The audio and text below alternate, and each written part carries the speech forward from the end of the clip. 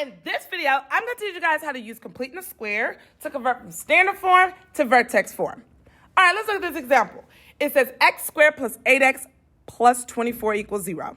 Remember the cheer I taught you in class? Move the constant to the other side, factor out, and divide. Take half of b and square it, then add it to both sides.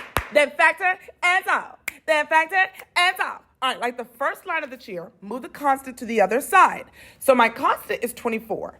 If I move that to the other side, I'm going to have to subtract 24 on both sides.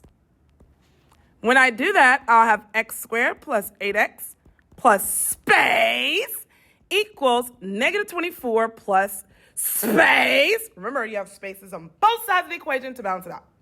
Move the constant to the other side, factor out, and divide. Now that factor out and divide, we'll go ahead and skip that step because it's not necessary. All right, move the constant to the other side, factor out, and divide. Take half of b and square it. All right, let's pause.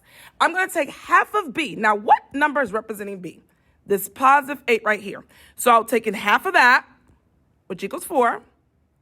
4 squared gives me 16. So it says take half of b and square it, then add it to both sides. So I'm going to add 16 to both sides.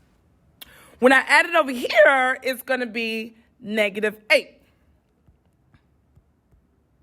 Move the constant to the other side, factor out, and divide. Take half of b and square it, then add it to both sides. Now factor, okay, so we're going to factor this trinomial right here. But remember, I taught you guys a trick in class. Whatever number you square after you took half of it, half of your b, that's the number you put in parentheses with the x. Since this is a positive 4, I'm going to have x plus 4 squared. Move the constant to the other side, factor out, and divide. Take half of b and square it, then add to both sides. Then factor and solve. Now, usually we would solve, but in this video, we're converting it into vertex form. So I want this equation to equal 0. Since it equals negative 8, I have to add 8 to both sides to make it equal 0. And when I do that, I'll have 0 over here. I cannot add 8 and 4 because guess what? Psst, 4 is inside the parentheses. So I'll just write it at the end.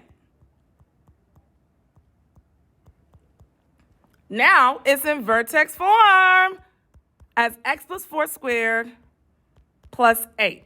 And just in case they ask you to find the vertex, all you have to do is take the opposite of whatever number's in the parentheses, so it'll be a negative 4, and write the last number, 8. And that's it.